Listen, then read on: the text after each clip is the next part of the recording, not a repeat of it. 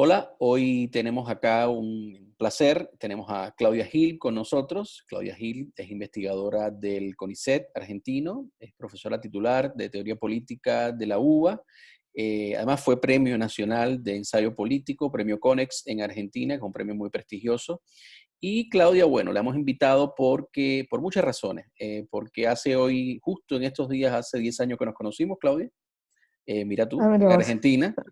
Me acuerdo porque además fue cuando salió tu libro Silencio Cuba y yo recién llegaba a Buenos Aires y te conocí porque me interesó el libro.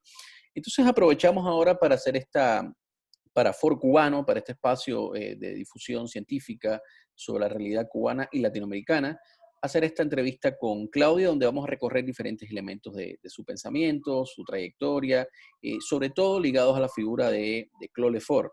Nosotros tenemos acá digamos, una pequeñita entrevista con algunos puntos que queríamos ver, pero digamos, yo quería comenzar por tu vivencia, ¿no? O sea, como exiliada política de un país en ese momento ocupado por una dictadura terrible, atroz, que llegas además con todo un acervo de izquierda a París. ¿Qué experiencia fue para ti ese exilio y llegar a París y insertarte en esa vida intelectual donde conociste al profesor Claude Lefort?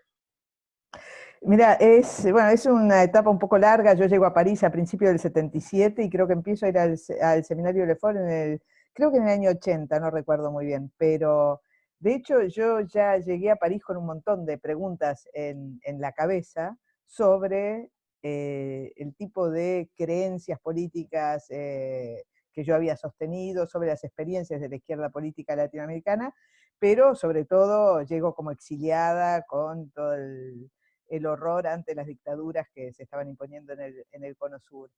Y a medida que voy estudiando, yo estudio en ese momento sociología en la Universidad de París 8, conozco a otros exiliados, conozco a exiliados chilenos, brasileños, sobre todo una profesora chilena y una profesora brasilera, que a mí me ayudan mucho a empezar a repensar las cosas que yo estaba intentando pensar sobre la experiencia argentina, sobre la experiencia latinoamericana. Empiezo a leer muchísima bibliografía sobre los regímenes comunistas en los países del este, y la profesora brasilera, para nombrarla, era Elizabeth Lobo, que era la mujer de Marco Aurelio García. Así conozco a Marco Aurelio también, que fueron para mí personajes absolutamente entrañables. Ellos volvieron bastante pronto después a Francia, creo que en el año 78, perdón, a Brasil, en el año 78. Pero bueno, esta gente, este ambiente, a mí me ayudó mucho a empezar a pensar con un pensamiento de izquierda, yo diría, menos religioso, más secularizado, más bajado de la convicción en ciertas verdades absolutas. Y empiezo a leer muchísima bibliografía de disidentes del este o de excomunistas europeos que fueron a la Unión Soviética, que se chocaron con esa experiencia, y también de gente expulsada de los países. Me acuerdo haber leído a Rudolf Barr o a Robert Hahnemann. eh, bueno, y todo eso va conformando una especie de universo de preguntas muy grandes, y es en ese contexto que, no me acuerdo exactamente cómo, creo que por la profesora chilena, que era Cristina Hurtado, eh, conozco la existencia de la obra de Lefort. Y entonces empiezo a acercarme a eso y digo, esto es lo que yo estoy buscando. Hay una frase en un libro de Merleau-Ponty sobre Heidegger que dice algo así como: el hecho de que cuando leemos a Heidegger no es tanto que nos dice algo que no nos esperábamos, sino que nos dice aquello que siempre estábamos esperando oír y que no sabíamos cómo formular.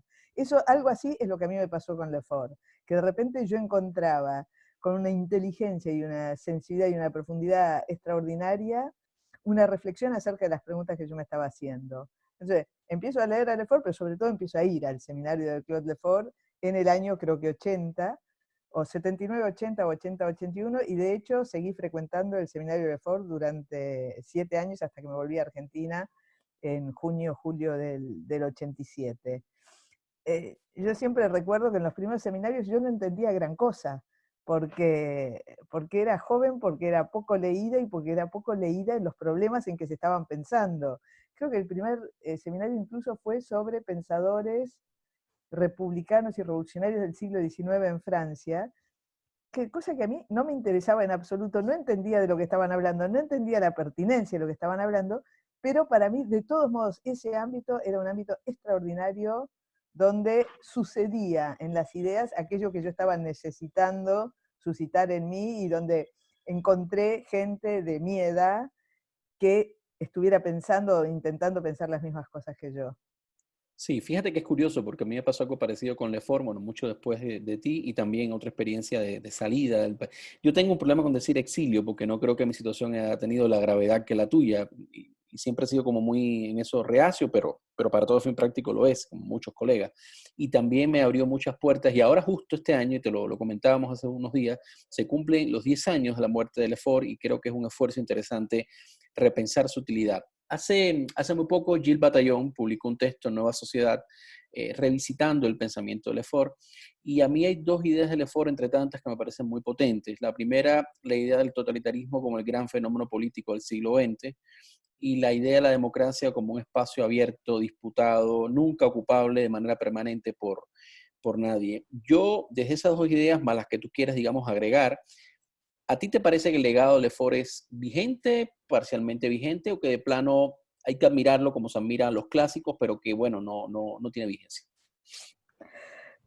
Un poco de todo. En este sentido, yo creo que la reflexión de Lefort sobre la democracia como forma de sociedad o como régimen en el sentido clásico es absolutamente vigente por varias cosas. Primero, porque nos permite pensar la democracia más allá de la clasificación de regímenes políticos que hacen las ciencias políticas, sobre todo de cuño norteamericano, que a mí me parece muy pobre desde el punto de vista de lo que es una experiencia de una forma de sociedad, del tipo de significaciones, el tipo de comprensión de la vida social que atraviesa una forma de sociedad. Entonces, en ese sentido, me parece que la reflexión sobre la democracia de Lefort es doblemente vigente, primero por su modo de pensar lo político, pero también porque me parece que sigue hablándonos de las sociedades en las que vivimos actualmente y de su diferencia con otras formas de sociedad. Eso por un lado.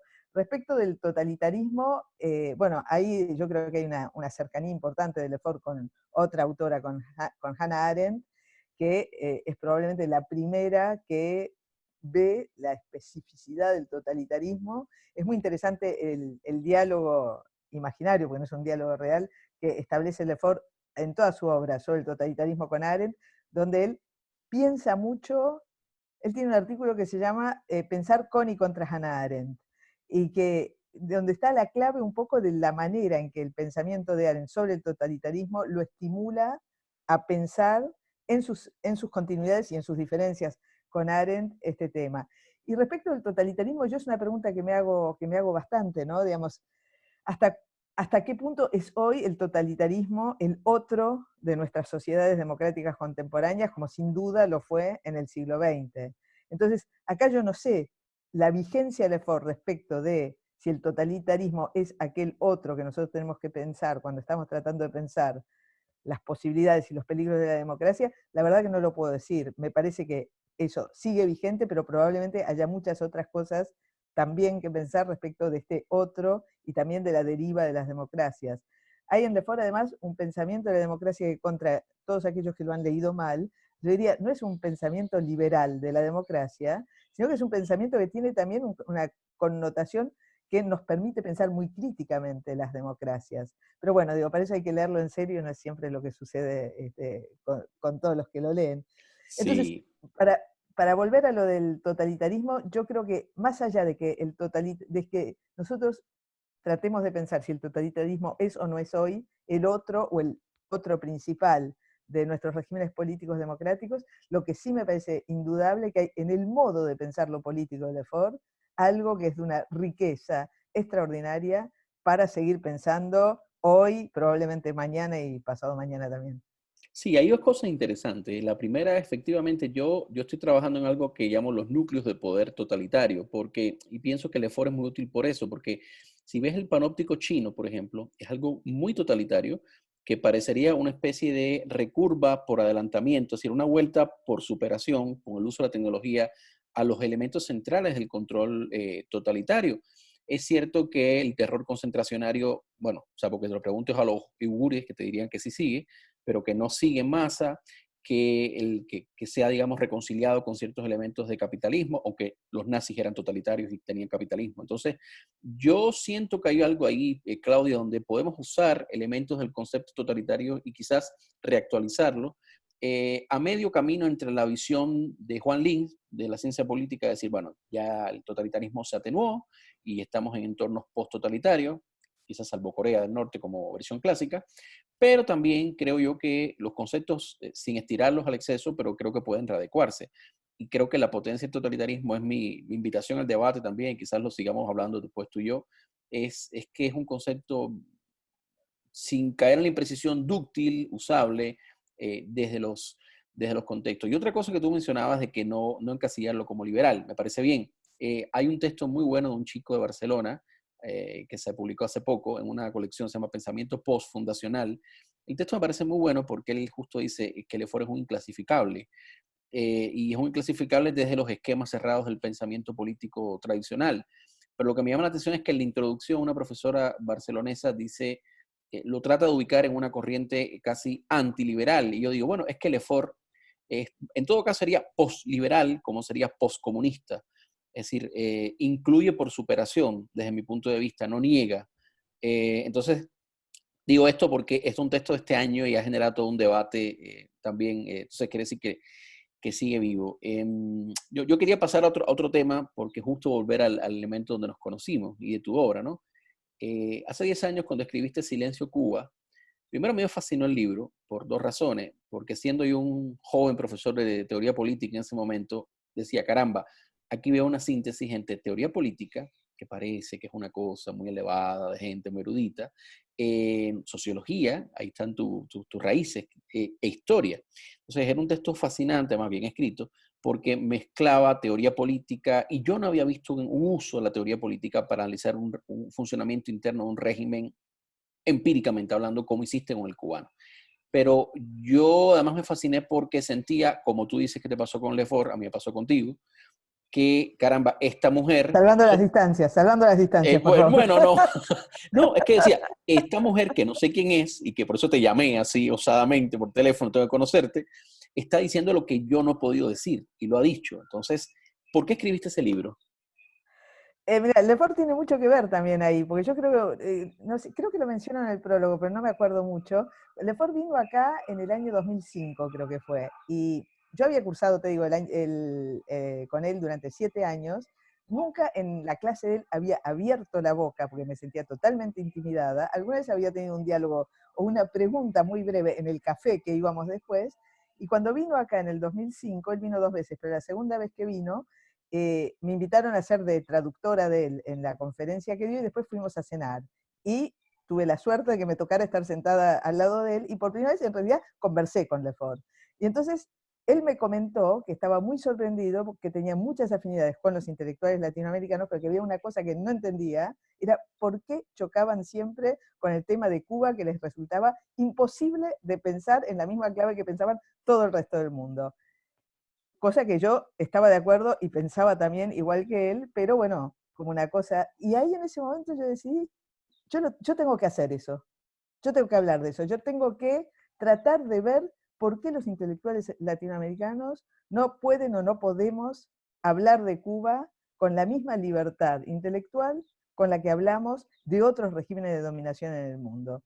Y es así en realidad como empecé. Bueno, después yo nunca había estado en Cuba, arrastré a mi familia a unas vacaciones en Cuba simplemente para poder poner los pies ahí.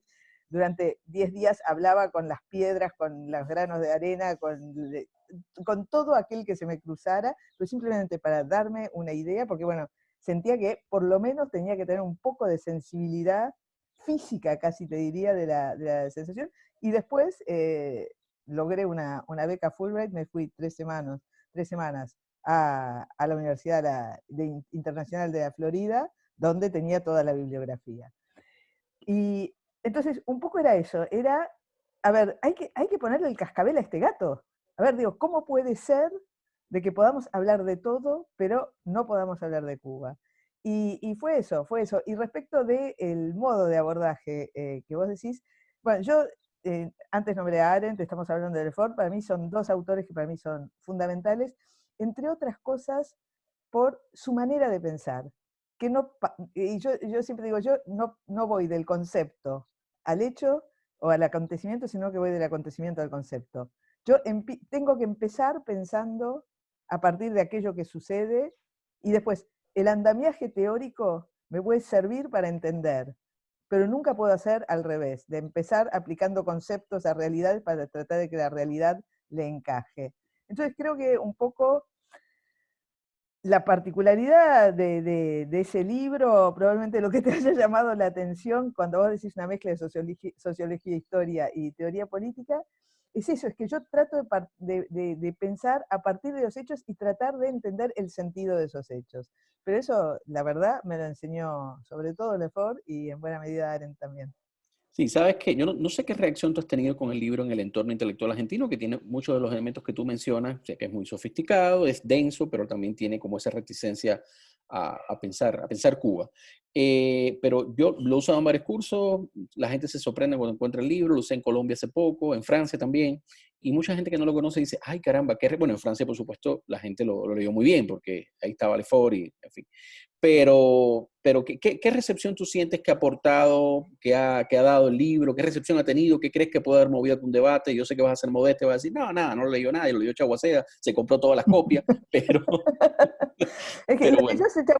entre Chaguacera y mi mamá se compraron todas las copias, me parece. No, yo, mira, en general, primero que no sigo mucho qué es lo que pasa con las cosas que escribo, en primer lugar porque creo que no pasa gran cosa, efectivamente. No solo con lo que escribo yo, digo, tampoco es Y un porque me problema. tienes a mí que después te cuento.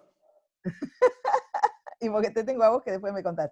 Entonces, no, lo que sí siento es que, bueno, hay entre gente que a priori ya podía estar abierta para este tipo de reflexión, ha tenido una muy buena recepción, porque mucha gente que estaba, digamos, para decirlo de algún modo, en una longitud de onda de pensamiento sobre lo político parecido a la mía, bueno, puede haber caído muy bien. Creo que puede haber contribuido a que alguna gente que no sabía muy bien qué pensar sobre el tema empezara por lo menos a pensarlo. Después me ha pasado cosas absurdas, como por ejemplo encontrarme con un colega en la facultad que me dice, ah, vi tu libro, muy polémico. Y digo, ¿lo leíste? No. Y entonces, ¿cómo sabes que es muy polémico? Entonces, el solo hecho de la existencia de ese libro, digamos, generaba una cierta molestia. Pero en general, cuando tuve críticas, incluso en publicaciones que a priori no son necesariamente amigas de las cosas que yo digo, fueron, o sea, no fueron lapidarias en el sentido, fueron, bueno, a ver, digo, por lo menos hay que tratar de contestar esta cuestión. Pero te digo, no es que haya una circulación del debate extraordinaria suscitada por Silencio Cuba.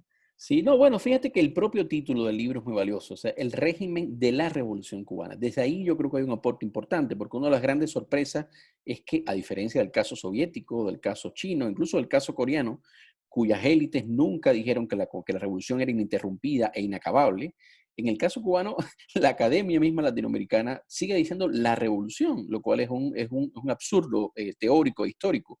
Entonces, el propio título tuyo fija una postura sobre eso interesante. Claudia, vamos a volver sobre el tema de la democracia, porque yo siento que en la crisis actual de la democracia, buena parte pasa por un problema de incomprensión, es decir, de atarnos a un modelo analítico muy ligado a lo institucional.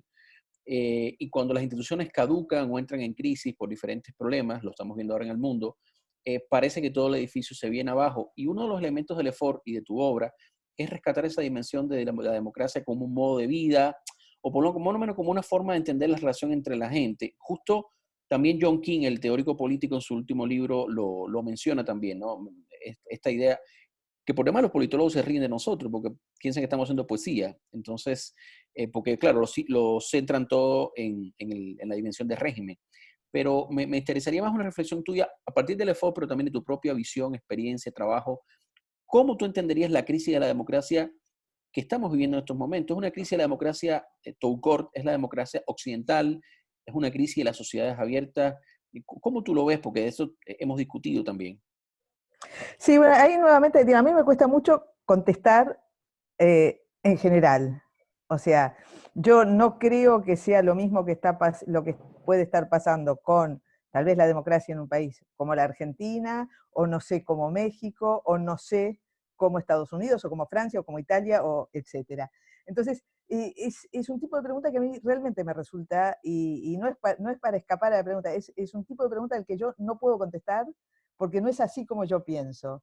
Entonces, si yo, nuevamente, porque yo trato de pensar a partir de una situación concreta, qué es lo que esto está poniendo en juego. Entonces yo puedo pensar en una situación concreta, no sería el que, hoy por ejemplo en Argentina, ¿no? Donde tenemos una especie, y hoy en Argentina y en algunos otros países donde yo veo resurgir, por ejemplo, un discurso sobre el estado de bienestar, ¿no? A mí me parece que un discurso sobre el estado de bienestar puede regenerar de algún modo un lazo social democrático que puede ser interesante. También puede suceder lo contrario, no sabemos lo que va a suceder, pero, pero me cuesta mucho contestar a una pregunta, o sea, a una pregunta propiamente politológica, ¿no?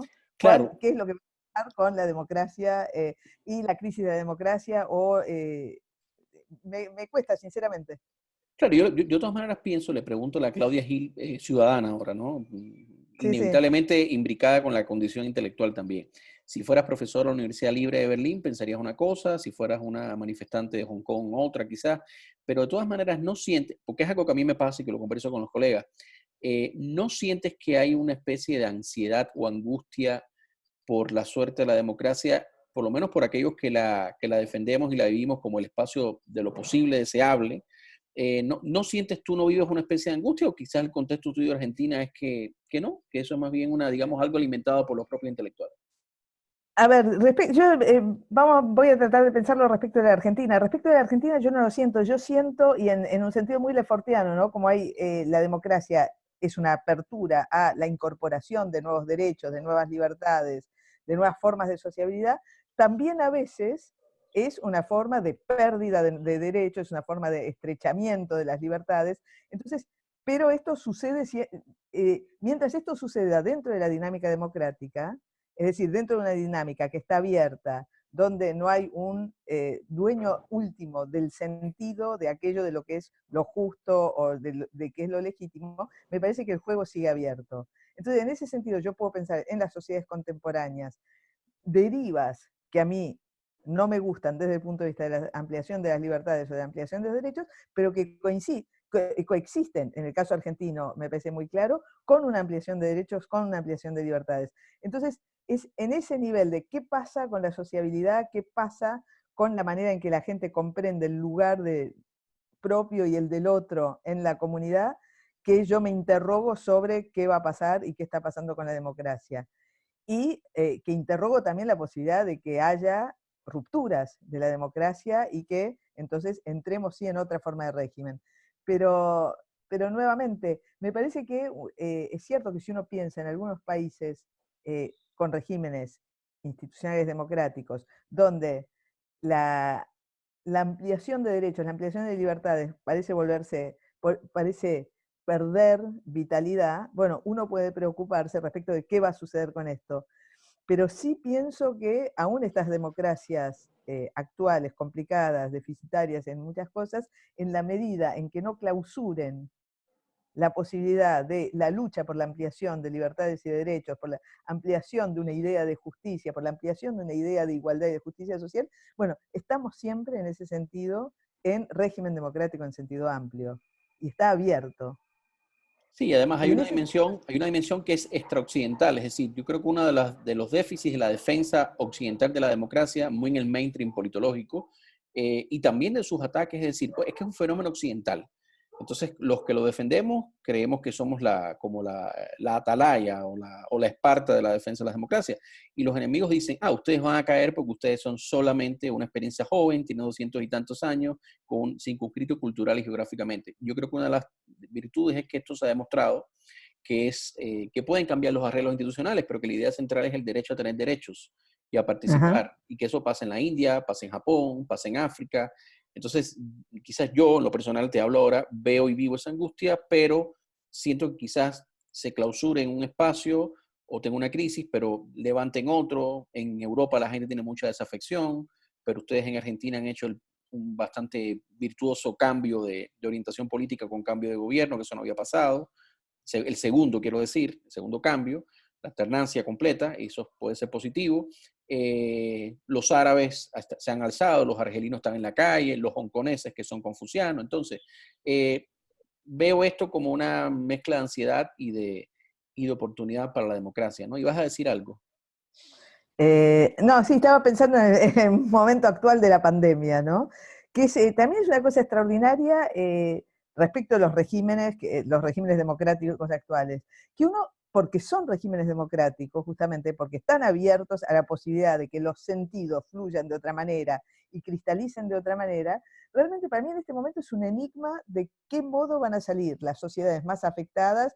Pienso en Francia, pienso en Italia, pienso en España, pienso en Estados Unidos o en Gran Bretaña, de esta crisis. En el caso francés, por ejemplo, una cosa que a mí yo sigo mucho el caso francés de cerca por motivos biográficos, una cosa que me sorprende son las tonalidades de estado de bienestar del discurso de Macron. O sea, Macron se ha colocado de repente a la izquierda del gobierno del Partido Socialista Español. Y esto, digamos, en aquel que encarnaba algo así como el nuevo liberalismo Social. triunfante de los jóvenes que se llevaban todo por delante, de repente dice, bueno, cuando salgamos de esto no vamos a salir iguales, va a haber cosas en las que creíamos firmemente que vamos a tener que pensar de otra manera.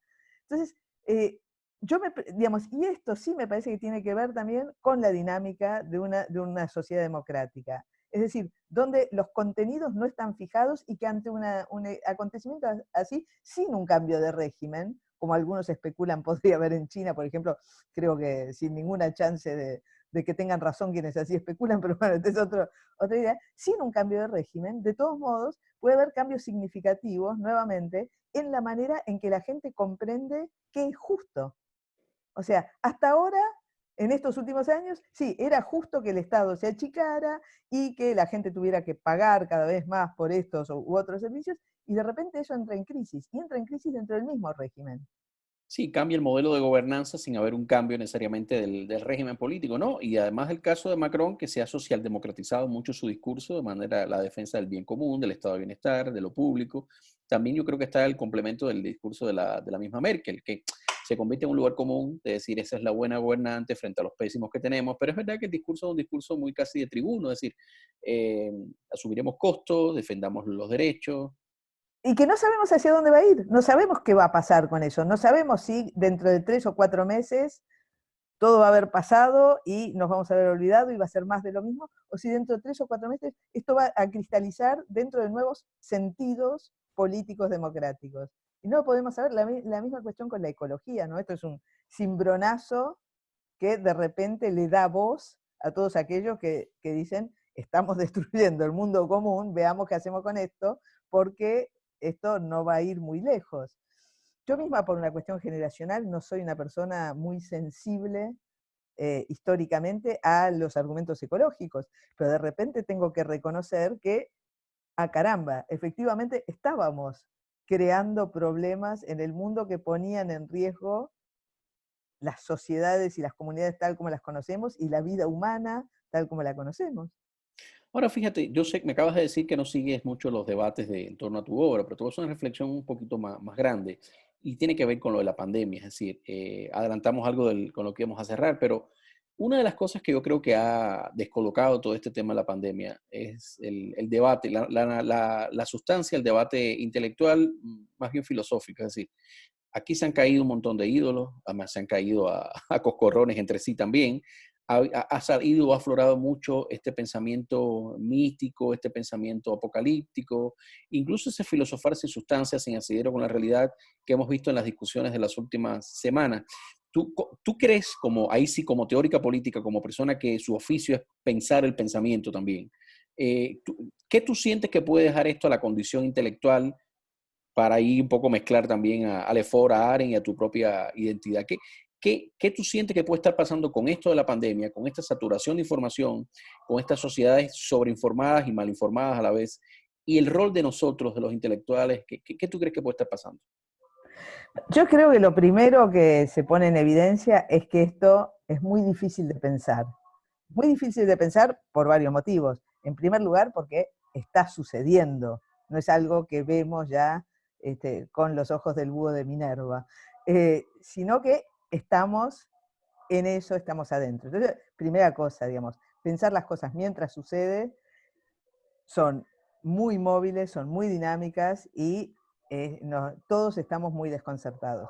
Eso en primer lugar. En segundo lugar, hay una cosa que a mí me llama la atención, que una cosa que aparece mucho es, bueno, esto es un fenómeno inédito, esto nunca ha sucedido, hay algo nuevo acá. Yo creo que la experiencia que tenemos es que efectivamente hay algo novedoso, o sea, por lo menos mi experiencia es de que estar compartiendo una situación de encierro con no sé cuántos miles de millones de personas en el mundo no es algo que haya sucedido antes y que nos esté pasando a todos simultáneamente. Entonces me parece innegable que hay algo acá que está sucediendo y que no ha sucedido antes.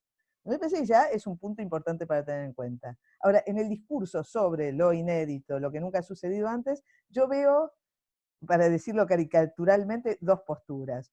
Una es los que dicen, esto no ha sucedido nunca antes, esto pone en riesgo todas nuestras categorías, tenemos que volver a pensar todo, y después te explican cómo va a seguir. Yo digo, bueno, a ver, si no sabemos, seamos serios, no sabemos. Si no tenemos las categorías, no Un poquito de digamos que humildad. esto...